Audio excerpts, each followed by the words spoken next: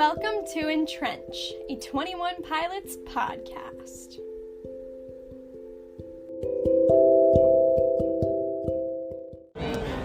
Hello, what is your name? My name's Kinsey. Here are a few this or that rapid fire questions. Clancy or Trench? Clancy. Scaled and icy or blurry face? Blurry face. Vessel or self-titled? Vessel. Regional at best or self-titled? Self-titled. Red or yellow tape? Probably yellow. Last one, Joshua William Dunn or Joshua William Dunn? Joshua! Hello, local dreamers. Welcome to EnTrench. My name is Annah, and this is episode 87, Pet Cheetah.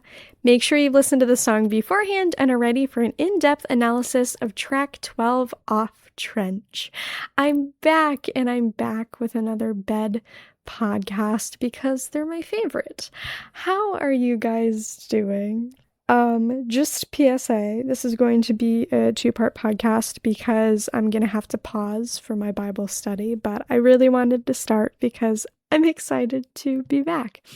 So a couple things before we even get into the podcast. First of all, I just want to say, boundaries and limitations are so important, and I was very burnt out and depressed the entire year so far, and was getting very frequent stress headaches a lot. My body was very unhappy. It was all pretty much almost solely triggered by my work, which stunk because it was just kind of the reality of there's not really any effective way I can problem solve this because I am doing a job that was supposed to be full-time, half-time, and it was fine for the first 6-ish months, but then November came and suddenly it was wow, I'm burnt out every single day. And yeah, it just was proof that my job was not supposed to be part-time, but I was very privileged that I got to do that because I frankly was at the point where, number one, my schedule changed, so it had to go part-time, but then also I could not handle the job full-time anymore, which is wild because then I couldn't handle it part-time either. But the Lord came through and he said, I'm going to give you an out, because he thankfully saw all of my heart posture and my intentions behind my prayers. And I'm starting a new job tomorrow, actually. I will have already started by the time you hear this podcast, but it's actually at my church, and I grew up at this church, so I'm very biased. I went away for college, but then I came back, and I've been to other churches during my time at college, and it really just instilled how much I value my church that I grew up at, because everything is centered around scripture and what scripture means, and really breaking it apart verse by verse. I really like the very studious method, so it works great for me. And I've been to church where, the emphasis was too much on money, or the emphasis was too much on emotional manipulation. So yeah, I really instilled my confidence in the theological framework that my church stands behind. That being said, I know my church also has weaknesses. I'm very passionate about diversity, and I will tell you my church has a weakness in diversity, which just is what it is, but is also something that I hope and pray will continue to evolve.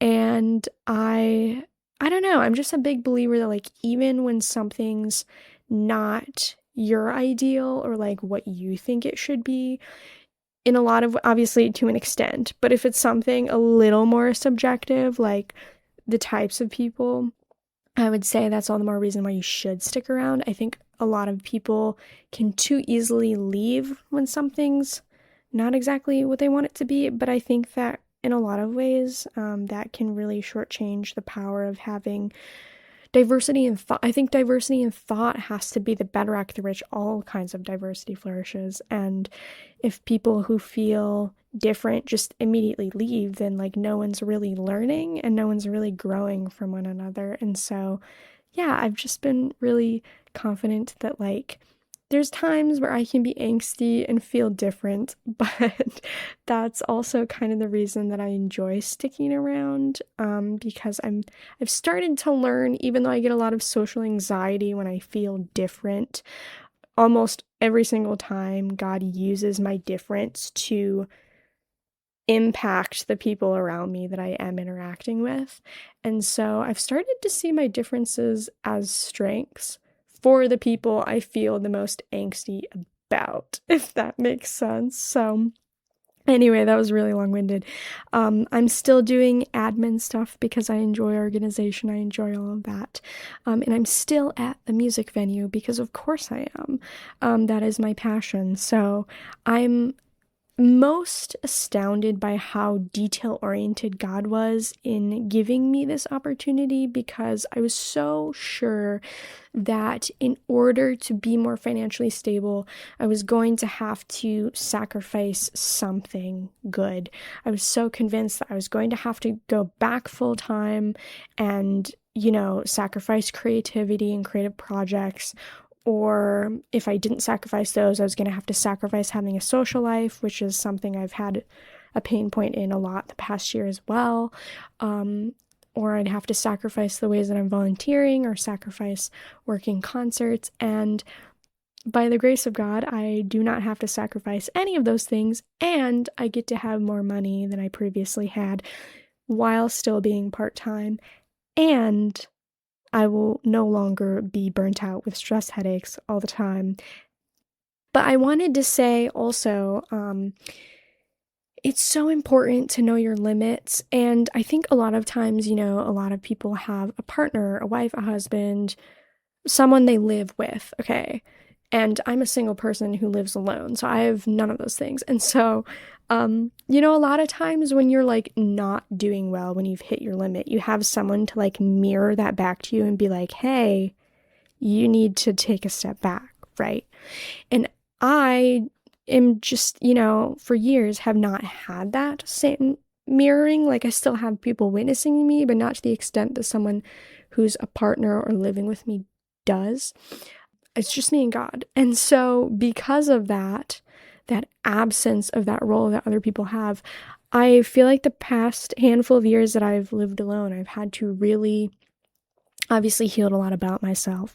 But now that I've done that, I have to more so be aware of and vocal about when I've hit my limit, because frankly, no one else will know that I have, because they don't see the effects and the like cascading impact on all of my routines and, cooking and sleep and all of these things that you need that unfortunately can be the first things to go sometimes when I've hit my limit. Which, is something that I've continued to heal through and really say, I can be struggling, but I can still nourish myself, care for myself in all of these ways, and that's still an essential. But anyway, that being said, yes, I have gotten to the point, like, creatively and all of these things where, like, I no longer feel like I have to validate myself, or rather externalize it to other people that I need a break. I'm just like, you know what? I know that I'm at my limit, and that's that.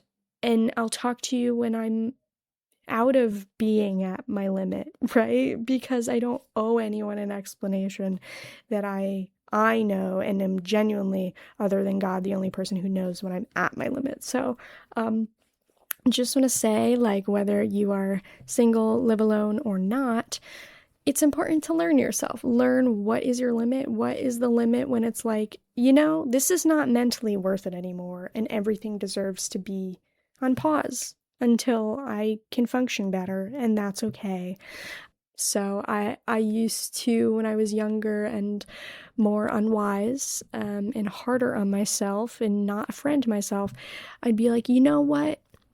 But I'm gonna take the idea that you can't just wait until you feel like it and take it to a very unhealthy extreme where not only do I not feel like it, but I'm constantly making myself do things to the detriment of my own health, to the detriment of all of these other things. And like, that is not what that means, and I wish that I'd known that a long time ago. My younger self had known that. And if you need to hear that, I'm like so passionate about it now. If pushing through hurts yourself, it's not worth it. Just pause. There's no consequence. Just pause. Just stop. Come back later. It'll always be there waiting. And the thing is, with something like this as an example, this podcast, it's full of analyzing. I'm a really analytical person, right? And this is where I relate a lot to Tyler Joseph.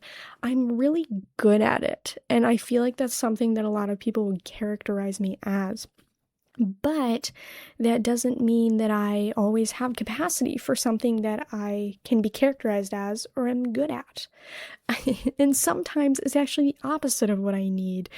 And I feel like that's a little bit of what I appreciated about the timeliness of this song in analyzing Pet Cheetah is, people forget how heady creativity is. And when you're always doing things, me or Tyler Joseph, that involve a lot of being in your head, whether it's your prayer life, whether it's your creativity, it's like, wow, at what point do we deserve a break? Because this is a lot. And that's where I really, not to spoil my own thoughts later on in Scaled and Icy, but that's where I really relate to Tyler on Choker when he says, am I only worth what I'm able to withstand? That line hits me so hard, and I think we've had very similar life experiences that have made that narrative feel very heavy upon us in similar and different ways. And so, yeah, people who think a lot and create a lot deserve to turn their brain off. And I think that can never be overstated because we live in a very exhausting world where obviously we want to create and we want to find those reprieves and those wells of ease. But it's okay to stop if it's too much for you, even if it feels like that's what the world needs the most of right now. So, yeah. How are you guys? Are you guys fatigued? I'm very excited that it's spring. The weather's looking up. It's been daylight savings, even though I'm exhausted right now. And I'm looking forward to reestablishing new rhythms, new routines this spring, and Lord willing, will just feel like a mental and physical load has been lifted off of me. So that's what I'm the most excited about. I'm gonna have to leave very shortly, to be honest, so we didn't even get into the song at all, but I also, here's what I'll talk about before I leave. Okay, we'll leave the song for later. More Than We Ever Imagined. What did you guys think? I really enjoyed it. I went with Kate and we went to an Indiana theater. It was the nicest theater I've ever been in, the smallest seating-wise theater I've ever been in, but all the chairs were the super comfy chairs, and I felt like I was being so spoiled. I feel like our theater, we went to a normal theater. I did not see it in IMAX, but I heard IMAX was fantastic as well. The cinematography was great. And I was a little disappointed though. People in my theater were not really doing much.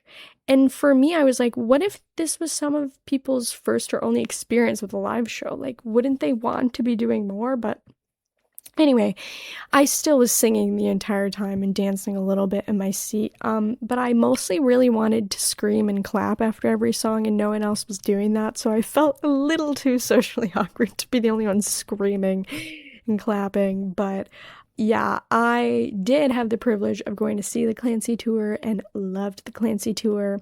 But I did enjoy getting to hear the line live on the screen for the first time. And so it didn't hold the same like emotional apprehension as like Breach coming out, because for me it felt more like a flashback than an addition to. But what I really liked, of course, was all of the behind the scenes bits. And I was telling Lexi I thought it was so funny that Tyler was in the fancy rolly chair and Josh was in the folding chair, just like all of their running jokes about the lead singer bit. And My favorite part that Kate also loved was when Tyler talked about how he felt utter peace going out on stage. We're immediately like, okay, so that's the Holy Spirit. And the idea, like, when God has crafted you to do something, even just, the act of sharing the gospel, like, you will not have to muster up anything. He'll just give you the ability to do it. And I thought that was a really perfect example spiritually of what it looks like to just listen to and walk into the path that God has paved before you. And so I really liked that. And I really liked how Josh was also vulnerable about the difficulties on the road. I can't even imagine, like, Debbie being pregnant and Josh has to be like out on the road, and knowing several people who've been pregnant now, I'm like, that would be so hard. But it also just shows how dedicated they are to their craft. But also, like, I feel like, some people are like, wow, because of that, I could never possibly do that, or how in the world do they do that? But I think it also is just like a genuine tribute to how God has genuinely called them to do that. And I can imagine, like, if you were a family member of theirs, like, the motivation that, like, gets you through the harder times is like, I know God has called them and equipped them to do that, and I'm not going to get in the way of, like, God's plans for someone, especially if it's your life partner. So yeah, I just think about everything in a spiritual lens. What can I say? Why else would I have this podcast if I didn't? So, those were basically all of my thoughts about the movie at first glance. And yeah, I hope that people can enjoy their festivals this year. I was so excited that they played Center Mass live. Finally, that is my favorite song. I've been seeing more and more frequent edits of fan art with that song, and it's making me so happy. And I feel like my rabidness for Center Mass was a little bit dormant there for a while, but now it's back. It's back in full force, and I need everyone to just listen to that song like 50 times in a row. Love that song. I will never get enough of that song. I feel like I really loved Oldies Station, and I really needed it for a while as I processed some really painful stuff. But Center Mass is just good. Like, Center Mass is like a reminder of pain I've been through, and it's kind of just like wounds that have kind of followed me my whole life, which feels like there's a little bit of a play on words there somehow, with the concept of the song. But yeah, dog chasing the rabbit, right? That's kind of, I don't know, that song did something for me, even in the midst of their entire discography, that I really needed, that I hadn't had yet. And anyway, that's also for a different podcast, a different day. But yeah, anyway, I am just really excited to be back, and we will get into Pet Cheetah when I return. And we're back for Pet Cheetah. Surprise, surprise. Okay, so one note of background for the song is Josh challenged Tyler to use a cheetah named Jason Statham in his lyrics to loosen up creativity. So the reference to Jason Statham is not related to anything he's actually done professionally. Because at first I was wondering if it was some kind of like implication because the cheetah's named Jason Statham, but it's actually just silly. And yeah, a lot of what I love about this song, which I really appreciated about this tie-in, is that it's really all about playing creatively and really looking at the creative process as a whole and being creative and being an artist. And so I felt like that was a good stepping stone for a lot of discussion of today. Is going to be still spiritual, but also just very creative centric in a way that a lot of the other songs are maybe not as meditative on. So yeah, I'm looking forward to that today, as I have a lot of reflections and thoughts creatively myself. So let's dig in. The music the musical aspect of this song, it starts off very like a rap battle ambience, in my opinion. Maybe just from knowing the ways that Lin-Manuel Miranda set up Hamilton and the influences he drew on to create the rap battles, it felt like a similar vibe here. And then I also just noted there's a lot of distortion in the sound going on right away, with the bass especially, and it gives a very uneasy feel, which is kind of the theme of just like not knowing how to really handle the creativity and the topic going on here. And then when the lyrics come in, I just noted I really love how I'm guessing it's a drum pad making the beats or some type of synth. I love how it is emphasizing the different syllables that he's saying as he's speaking the words. And that's just the type of intricacy that I like to listen for when I just do a full listen through for the music elements themselves. So thanks to this podcast for keeping me abreast of all of the minute details of production and the music, as well as all of the layers in the lyrics. And then we have the piano and synth come in during the chorus to slow everything down and really stabilize what's going on and the like franticness and anxiety within the verses. I really like how you see the tension in the pacing, in the nonverbals, and the music really brings that to a head. And I also really like that it's a piano piece here being very stabilizing, because it reminded me, like my reflections on the movie, of how Tyler enjoys the B stage the most, and I feel like he feels the most calm on the B stage, and so that idea of the piano coming in to stabilize also reminded me of the live show in the B stage.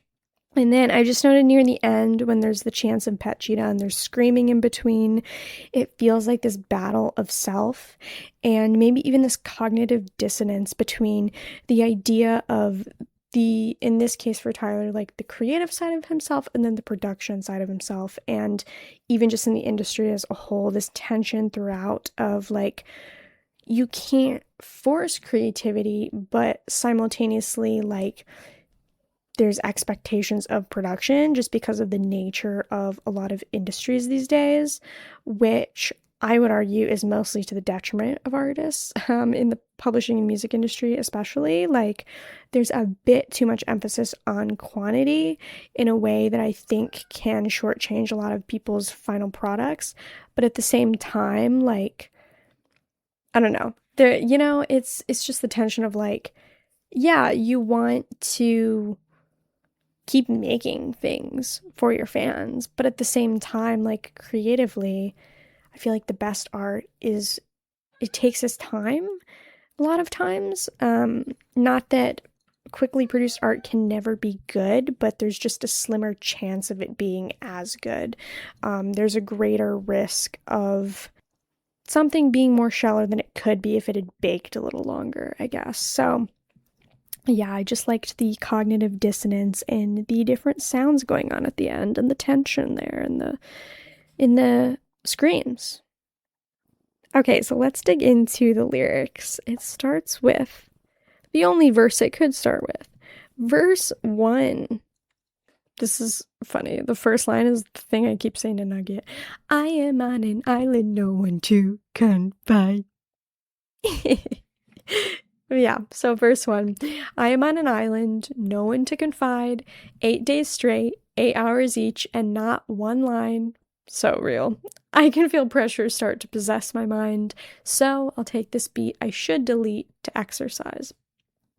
So many times, as a creative person, you can feel isolated, and there's a lot about creativity that can feel isolating, and I think the nature of creativity is a lot of times, in order to get in your flow state, you can't have distractions, and people are almost always, in my case anyway, a distraction. So to a lot of extents, if you really want to make the best of your art, you almost always have to be alone in those moments, or with the exception of like if you're in a band, and then you can be with other people. But, for me, the main creative thing I do, well, several. Podcasting might have a guest, otherwise it's alone. Videos, alone. Writing, alone. I can technically write around other people, but it's almost never good. It is like very half-hearted writing when I am with other people. The only people I can truly write with are people who are also writing and have similar goals, which honestly has not really happened since college. Yeah, it can be lonely, and I think that's why a lot of people like will find groups. But at the same time, like, yeah, I just find I get so easily distracted with other people, even like the best intentioned or fellow artists. And with writing, at least, it's just so personal to me. And so I don't know, I get a bit self-conscious of it and like protective of it, and my instinct is never like, oh, I'm gonna immediately like share it with people, let alone like people I don't know. Like, that's never my instinct. Not that I wouldn't want feedback, but I don't know. I would rather get feedback from people who I know understand what my intent is. And I feel like that's inherently going to be people I'm close to rather than randoms. But anyway, that's not the point here. But yeah, he's in this isolation on an island. And I just noted no one to confide. This doesn't always necessarily mean there's not literally anyone around, especially thinking of Tyler like living with people. But rather this idea of like, there can oftentimes be people around you who don't fully understand what it's like to be in this creative bubble, to be entrenched in creative frustration, whether it's writer's block, whether it's just like, I don't know, the process of creating can bring up so many emotions, and sometimes it's just hard to talk about it with people who don't get it or don't do it. And yeah. So I just appreciate the opportunity that like this song is like proving that other people get it, and he's actually putting words to a lot of the weirdness of being an artist that I don't hear talked about enough. And he actually put it in like a published song, which is crazy cool, honestly, as an artist myself, rather than like putting it in an obscure interview that you have to know where to look for, 8 days straight, 8 hours each, and not one line. Creating, I mean, literally in this context for Tyler, creating is his job. And so in that way, like, it is a full-time effort to ideate and to create and produce and compose and all of the things, arrange the different instrumentations. And, whether you're producing an album, whether you're writing, for me, podcasting and videoing, like, there's a lot of hours that go into each single product that you listen to or you watch or you read. And a lot of people really don't get that, or they really think like, I don't know, this like weird stigma of like, well, what I'm seeing looks easy, so surely it's not time consuming.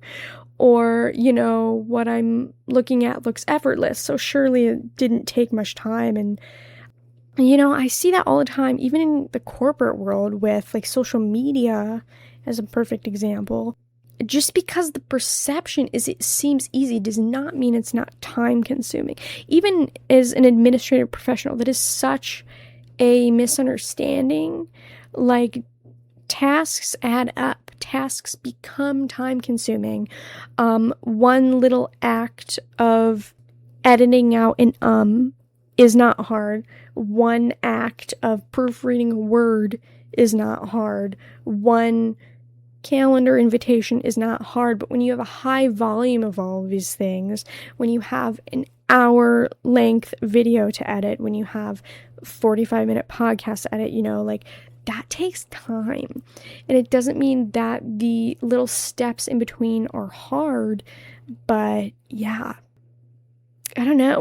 We live in an internet age where you only see the products, and so you can misunderstand the process and or like heaven forbid think something's wrong with you because the process is taking a lot of time, when in reality, like, yeah, that's how it goes. Like, it's normal for editing a podcast to take hours. It's normal for editing a video to take hours or days. But that's the type of nitty-gritty stuff that no one talks about because it's less aesthetic, or it's less appealing than maybe the like actual filming or actual production of the thing. And so honestly, I've gotten to a point where I don't even mind editing because I'm really passionate and joyful about the creation of it all. And so, like, it used to be really burdensome because I don't know, just because it wasn't the creation part of it. But now, I don't know, I think I've had editing put into perspective by things I dislike even more in life, to the point that I can't say I dislike editing anymore. And that's also out of just routine, out of doing it so many times now that it's not laborious, because it's, I've learned how to do it as fast as I possibly can. Not that it is like super fast, it still takes hours, but I've found a good line between cleaning things up, but not feeling like I have to perfect everything to a T. And so I like found my middle ground for editing that makes it bearable. And my favorite kind of content, I'm sorry, this is just turning into a lot of creative tangents. I hope that's okay. My favorite kind of content to edit nowadays is actually videos where I have a lot of B-roll, because I can just pick out a song and edit all my B-roll together and then like watch it with the music, and suddenly it's just like if I was to put lo-fi music on, except it's my own little snippets of nature that I took that I get to reflect back on, and it's so fun. It's so nice. It's like I'm putting my own visual journal together of my past week or whatever, and I get to watch it back. It's so fun. 10 out of 10 recommend. Yeah. So anyway, that was a tangent. But yeah, like if you go to all of this work, say I'm going to spend X amount of time trying to create something, like in this case, 8 hours each for 8 days, and I didn't come up with a single line. I feel like my most recent comparison to this is like spending X amount of hours job searching for years and having the teeniest, tiniest, probably less than 1% actual success of what that time was worth. And yeah, it's hard not to feel like when these things are unfruitful, like, why am I doing this? What is the point? Am I supposed to be doing this? I thought I was good at this, but I thought this was like the thing God wanted me to do. And like now I'm not sure, because it's not going how I thought it was supposed to, or how it has in the past. Which reminds me of like Aslan in Narnia saying like things never happen the same way twice. You're like, why is this not happening the way it did before? And we can get caught up in comparison with our past selves, which is just wild. Not only do we struggle with comparison with other people, but we also put ourselves up to our past selves. Wild. And so we're like stewing in doubt, and we're stewing in confusion and anger and frustration, and we're certainly not doing what scripture says in these moments of, whatever is true, whatever is worthy of praise, if there's anything redeemable, think of these things. It's hard in these moments of creativity, especially when it can just feel like, it feels like I'm doing it, and that's when we can get more separated from God. And I can feel pressure start to possess my mind. Suddenly, what's driving us is not God anymore, but this pressure and this feeling like this is all on my shoulders. We lose sight of God because it's so hard to take the creativity, take the products that you're producing and remember that like God is behind that because it feels like I am. Like it and like it literally looks like I am. And that's like where I struggle too. Yeah. I the pressure and the negativity and all these things that are not of God are coming from the fact that we've moved responsibility onto ourselves and away from like our position under God. And when you remove God from that center, like everything's going to feel heavier because everything's supposed to be built off of God, not you, because we will crumble under the pressure every single time. And I also just wanted to like sidebar talk about how creativity is so intellectual. Like I have to think of something, I have to ideate something, I have to improv something, whatever it might be. And like I was saying earlier, like even if you're creative and like that's how you naturally are, it's okay to feel less inspired sometimes. It's okay if you need a break from that. And when you think of people who are spiritual and they're creative, you're doing a lot in your head regularly when you put those two realms of life together in and of itself. And then you like add in, if you also like work on top of creativity in a different sector like I do, that's a lot of brain power for a lot of things. And so it's also just important to remember, like even when you love something creatively, even when you love anything that you're doing, like we all deserve a break from anything and everything. Because if God rested and he literally didn't have to, then surely being imperfect humans ourselves, we need rest from literally every single thing that we do. And whether it's a creative project, a job, relationships, like no one can sustain anything without breaks and without rests. And those are actually necessary parts to living any sort of habit or routine that we have. And that's why last year I was like, wow, like I needed a more extended podcast break because I've literally never taken one. And especially when you've done something for years, like I also just think it's spiritually important to take breaks because nothing is that important, right? And everything will go on without you. And that's why I did Sabbath for a long time. I might have said this in a previous podcast, but I know Sabbath is not a requirement, but I really loved doing it consistently every week for a long time because as a very ambitious person, it was so important for me to remember if I stop everything that I do, I'm not that important. And even creatively, even things that I love doing, if I stop, the entire world will keep going. And, no one will actually be missing anything when I pause all of these things. Not to sound like super morbid or depressed or something, but, in a non-suicidal way, like, I'm not that big of a deal. And that's actually freeing. But anyway, this idea of pressure and what is driving you led me to Matthew 6, verse 24, when Jesus says, "No one can serve two masters, for either he will hate the one and love the other, or he will be devoted to the one and despise the other. You cannot serve God and money." And so here he's mainly just talking about money, and about laying up treasures in heaven rather than earth.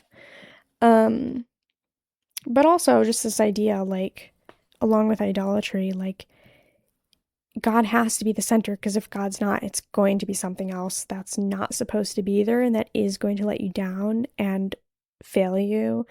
And yeah, you're going to be left. I can't even think of a good word. And so I noted instead we have this opportunity to invite God into the production, invite God into the creativity, and that will actually bring ease and a freedom away from the pressures and providing a solid foundation through which to build everything else off of. For the longest time I was so angsty and irritated about job searching. And then I finally was like, why don't I regularly let God in?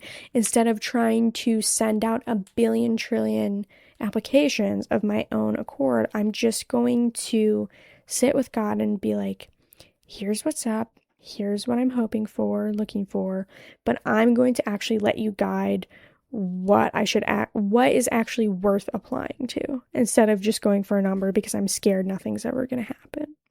And I felt so much more peace doing it that way because, especially after years of job searching, literally years of job searching, quantity was not working. Quantity was making me very bitter. Quantity was really burning me out. And quantity felt like a waste of time.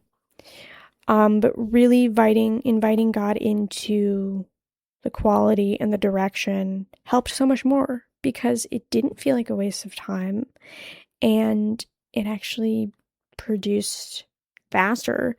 And I think that's because the heart posture was different. That doesn't mean like if you immediately invite God in, like he's gonna be a genie granting you something, but God cares about the intentions of your heart, and God will honor the intentions of your heart.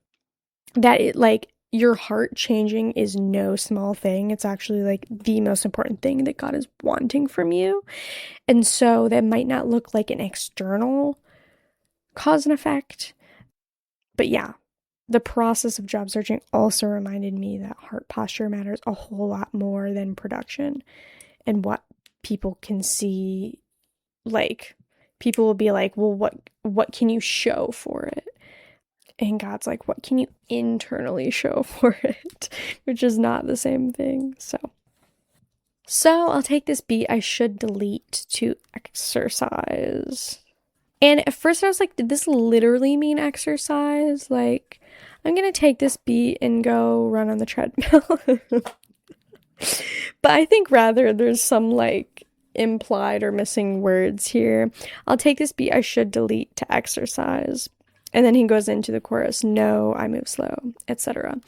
And so my hunch was maybe it more so was like, okay, I'm going to take this moment as an excuse to exercise faith in imperfection and being out of control. And maybe I feel like I should have deleted this and I feel like it's not good, but God could actually make something of something that I don't think is good. And I just noted that something might not feel like, quote, our best in our opinion, but that doesn't mean what we think is not our best can't be exactly what God wants of us or that others need from us. And I think of that even with like navigating was not Tyler's favorite. But man, I really needed that song. And so maybe that wasn't like something that was jumping out at him.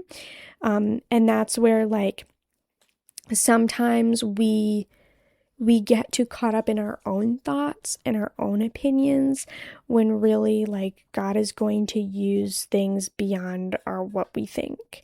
And literally, like sometimes you have to push through in something that doesn't feel like the best, because sometimes I feel like that happens a lot with bands in general. Like they're like, I never thought that would be the hit single that went viral. I think of Wallows, even my other favorite band. I feel like Are You Bored Yet was not a song they thought was going to be what it became for them. And I think that's just proof that we can't inherently trust our own opinions on things and instead just trust that if we surrender things to God over and over, He will direct our steps. And sometimes that means, maybe I felt like I should have deleted parts of Pet Cheetah. Maybe that's what he's literally saying, but he didn't. And it was one of the coolest moments of the Bandito tour, I thought. So, it just goes to show, like, you can't just base it on your thoughts and feelings because our thoughts and feelings can be wrong. The chorus is, no, I move slow. I want to stop time. I'll sit here till I find the problem. And he repeats that. I move slow. And like I said, with the musical elements, this is like defying the fear and the anxiety, and also maybe overcompensating for insecurity. I also just think of the theme of overcompensation, honestly, because Tyler brings it up later in Clancy now. And I feel like a lot of times when we like rush through things, or like times in my life I've been like very verbose about something, or like triggered, so I'm like extra defensive and extra, talkative through something. A lot of times we're like insecure of like maybe the silence means failure, or maybe the lack of words is like not enough or won't please someone. And so you feel like, a lot of times speed and rapidity can like be correlated to insecurity, I think. But if you move slow, you're like trusting, you don't have to perform, and you can unmask. But he says, I want to stop time and I'll sit here till I find the problem. And this idea that there can also be anxiety around releasing work, releasing a creative project, and delaying the release, maybe because of that fear and anxiety.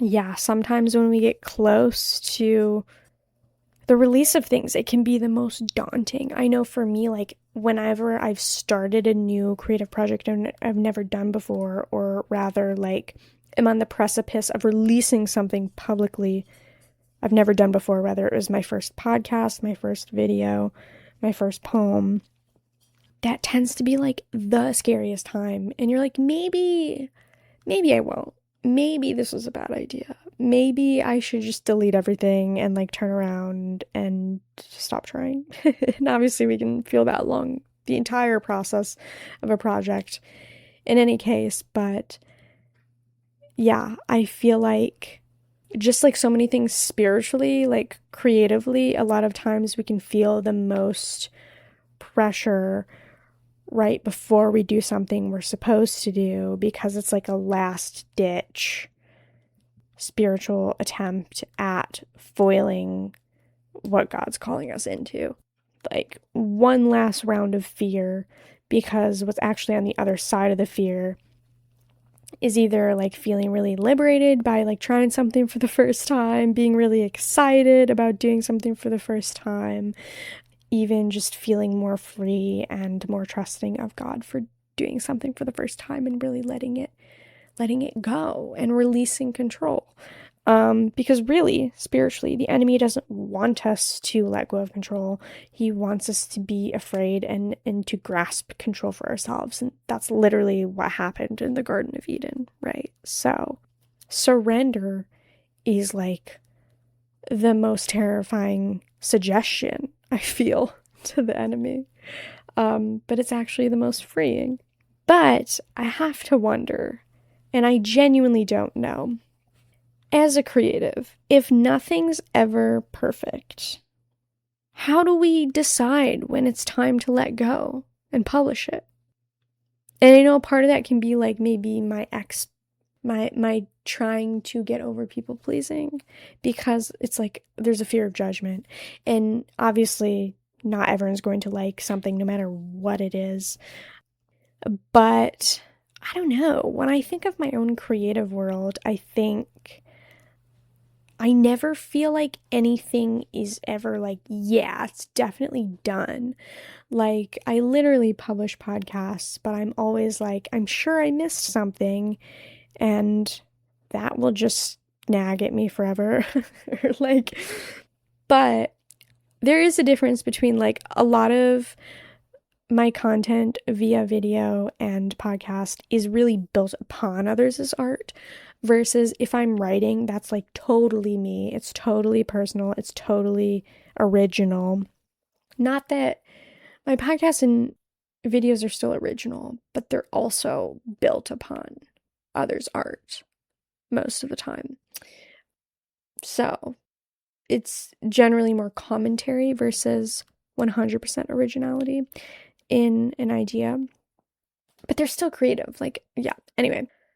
But I've never figured that out with a long piece of writing. Like, I've written multiple novel rough drafts, and I think a big reason I always crumble at the revision stage is because I'm like, how the heck do you ever decide you're ready? It feels impossible to me. And I know that, like, the bulk of my long form writing has been when I was still in the deep throes of perfectionism, and that's probably the most of the reason why. But at the same time, like, I think I know now as like an avid reader, an avid consumer of art as a whole, and an avid analyzer and an avid reviewer, it almost feels like more and more daunting, the idea of actually publishing something. And all the more impressive to me that anyone ever publishes something. And that alone is why I feel like I could almost never, I literally have, but by and large, 99% of the time, I never rate something only 1 star if it's a book. Because I know that, like, just the concept of being able to say, you know what, I think it's ready, like, that feels so impossible to me. So the fact that thousands of people have decided, no, I'm done, it's ready, is crazy to me. What do you mean? I literally feel like Jennifer Lawrence in that video. What do you mean? What do you mean? Because I have never felt that. Our entire state is just not being done. So how do you just full send? Yeah, it's just open to the public now. Oh, that's terrifying. I would love to ask Tyler about that, because how did you decide that all these albums are ready for everyone? Was that not terrifying? I feel like it's terrifying. So, just putting that out there. How do you know? Because I don't think I would ever know. Verse 2, the rap. I've got a pet cheetah down in my basement. I've raised him and bathed him and named him Jason Statham. I've trained him to make me these beats. Now my pet cheetah's quicker in the studio than on his feet. I'ma get mine and get going. I'm showing my faces in just enough places. I'm done with tiptoeing. I'll stay in my room. My house is the one where the vultures are perched on the roof. Get behind me. I bet this nepotistic mindset will help us get ours as we're growing. This clique means so much to this dude. It could make him afraid of his music and be scared to death. He could lose it. Who's the pet cheetah? What is the pet cheetah? I feel like similarly to Ned, it is another conceptualization of a part of Tyler, and also I genuinely didn't know, and so I looked on the Genius annotations, honestly. And so people were like, I think it's another iteration of Tyler, which makes sense. I think similar to the way on Skin and Icy that he talked about, he talked about learning guitar. So I'm like, it would make sense then that he's kind of in his own way sharing that he learned to be a producer in this song, because he likes to kind of share a little bit about his life, random tidbits here and there in his music.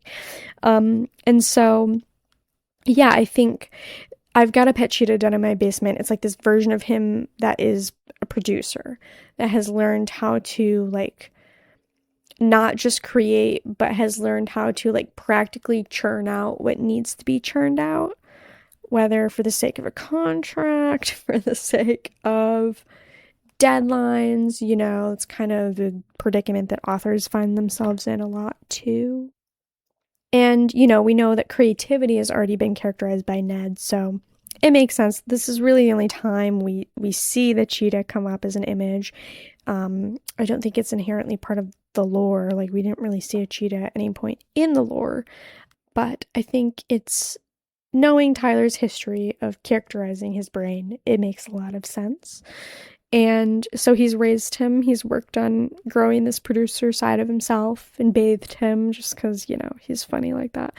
And named him Jason Statham because that was Josh's challenge to him, to be goofy and, take the creative process less seriously, which is a great dichotomy to the fear within the chorus throughout as well, which I really like. My pet Cheetah's quicker in the studio than on his feet. So I just noted that, he's perfected this version of himself for the world of creativity, but maybe as a result of fixating on producing, fixating on making this album, especially, in the seclusion of his basement and all of that. He's maybe, as a result, sacrificed other parts of his life and become a little more out of touch of this idea of being on his feet versus in the studio. And this idea of when you are in a flow season with creativity, especially a longer project like this, something has to give. You can't be giving the same amount of energy to everything. And when you really want to be churning out creativity, other things are going to have to give as a result. I've trained him to make me these beats. Oh, also, random aside, what I also like about this song, because it's about creativity, it's not the same thing, but when this album came out, I was floored by the fact that he had a song about a cheetah to any extent, because I was working on a draft of one of my novels that has a leopard, and again, they're not the same thing, but it was close enough that I was like, why does it feel like we always have these random things in common? And so the fact that this album was the first album where he was really digging into a fantasy world, and there was a cheetah, which was in my mind adjacent to, I was creating a fantasy world and there was a leopard. I was like, what is going on?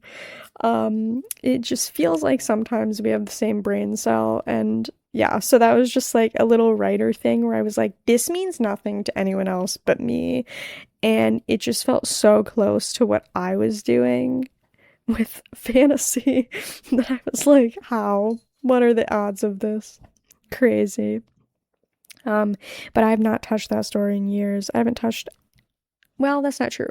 I've touched one of my stories in the past year. I've not touched the leopard story in leopard story. The leopard is not super central, but the leopard is in the story.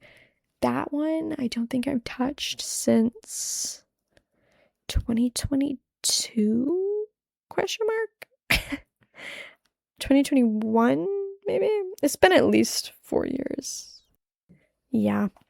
Anyway, fun fact, I have a leopard in my story. Tyler is a cheetah, so just another way we have weird commonalities. I'm gonna get mine and get going. I'm showing my faces in just enough places. I really like this part. Cracks me up, honestly. I'm socializing just enough to not be a hermit, but I'm mainly just creating and staying in my room as he continues on. But he is done with tiptoeing, and this idea of maybe minimizing himself to make others comfortable, or maybe even insecure of I've never really done this before in a fantasy way, now I am, how will it be received, whether by my loved ones or fans, or, I'm pressing full send now, I'm going full fantasy now, which I feel like Trench is the first time he did that, even compared to Blurry Face, and so in that way, it was very different as a full concept album. I feel like you can maybe argue Blurry Faces a little bit, but I feel like you can take all of the songs on Blurry Face individually, whereas Trench, you definitely will not know what's going on with some of the songs if you don't know that it's connected to a storyline. So I think it's a distinct change in focus for sure. My house is the one where the vultures are perched on the roof. I really like that because he's so entrenched in Trench and this world that he's made, that he's picturing it all around him, literally in his like real life. I feel like when I was very consistently writing my novel, it feels like your characters are constantly like bouncing around in your head, like kind of with your inner dialogue. They're all of a sudden your character's like talking to you in your head a little bit, or like you're walking around, you're like, oh, that character would really like seeing that right now, or like my character would really think that's funny, or like, it's just in your everyday interactions. And honestly, I really have not known how to engage with long form in quite a while, or even known if I want to anymore, but I do miss that feeling of like being so, I don't know, yeah, just being so tied to characters that they're just bouncing around in your head all the time because you've been writing so frequently about them. Especially because like the difference of reading a book versus writing one is the characters are like no one else understands. It's literally just you and it's all just in your head. And so, unlike reading a book, like you can literally just continue to build stuff in your head at any time versus like having to crack the book open again to understand more. And that's just a wild concept, honestly. Yeah. People were like, I feel like people have made jokes online about reading. I saw a reel that was like, it's basically like you're just staring at paper and hallucinating. And it's like, well, that means writing is like you're literally just hallucinating. Like there's not even paper you're staring at. You're just creating everything from nothing.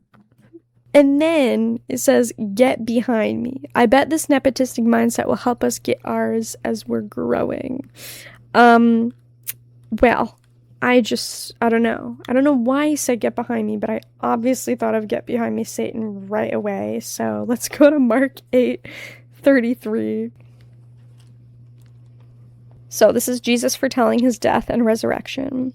But turning and seeing his disciples, he rebuked Peter and said, get behind me, Satan, for you are not setting your mind on the things of God, but on the things of man.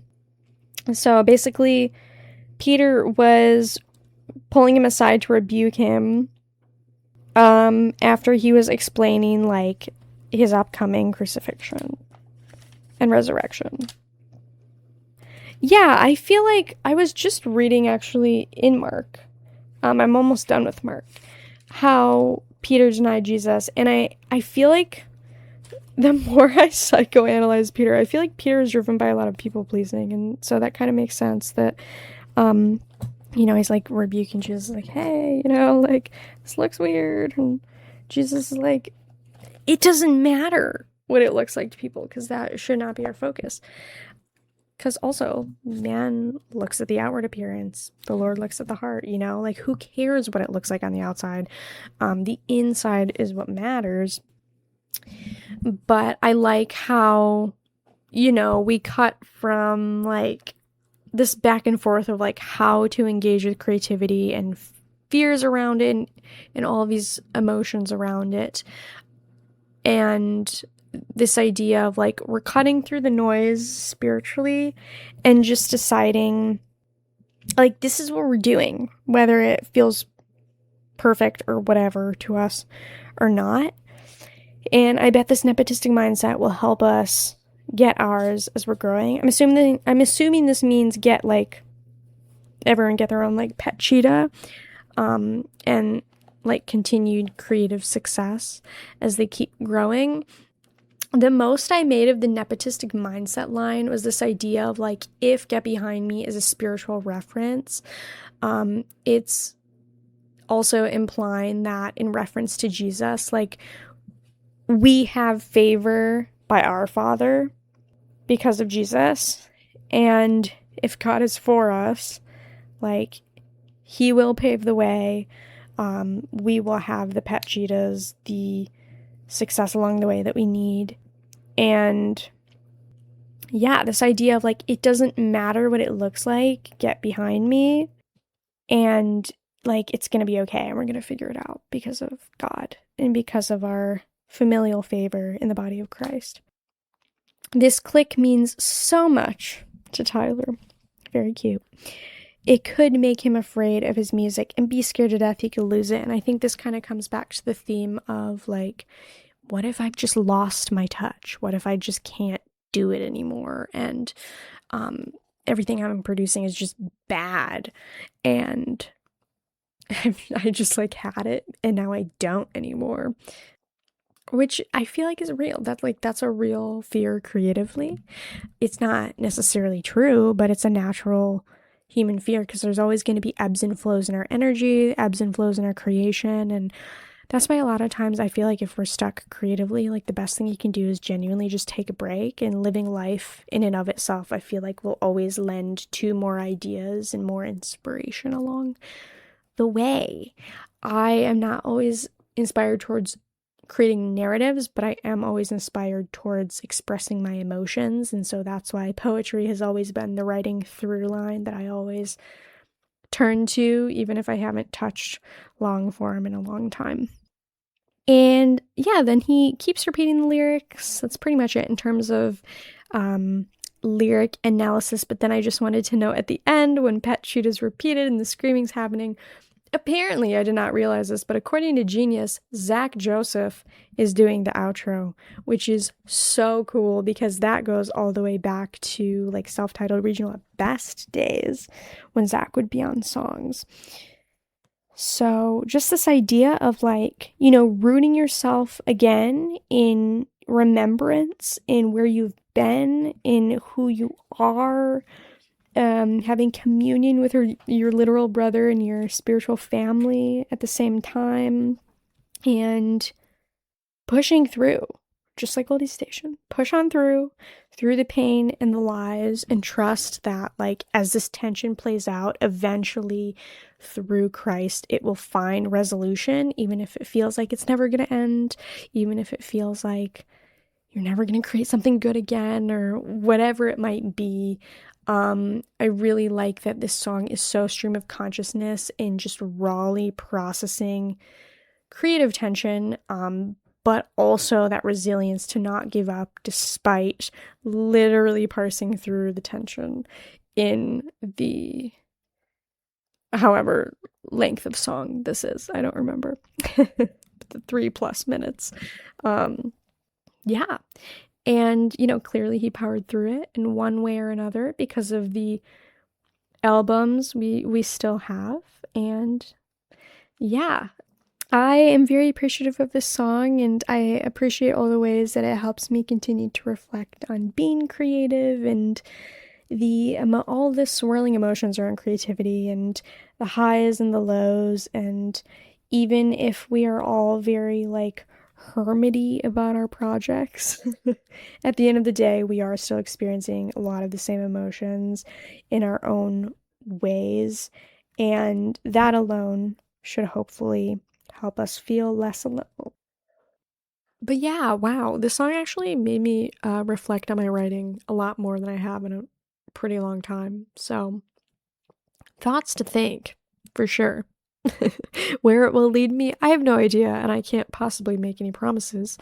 But yeah, I definitely want to read, though. That is something that I love doing. So thanks for listening. As usual, I'm hoping, Lord willing, I will be able to continue keeping up a regular schedule again. We're going to finish out the album so soon, this spring, in fact, and that's very bittersweet because Trench is so wonderful, and as you can imagine, like the thing that started this passion project and really inspired it to go forth. But we're not over yet, so let's just be in the present. I'm very excited for our next podcast. I will be chomping at the bit to record it, honestly, because it is the podcast that I've been the most excited to do since I started this podcast. So I'm excited for you to hear it. I'm so excited for you to hear it. Anyways, without further ado, I will talk to you guys later. I hope you are doing well, and if you're not, don't worry.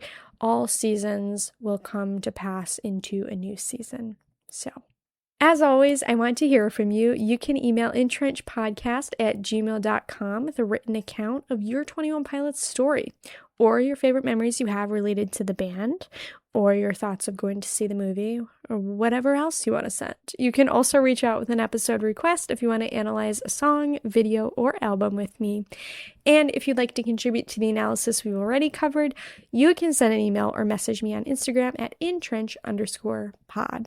You can find EnTrench on Podbean, Verbal, Spotify, Apple Music, and Amazon Music. I look forward to hearing from you. Tune in next time for Legend. Thank you so much for listening, friends. Stay alive and remember, EnTrench, you're not alone.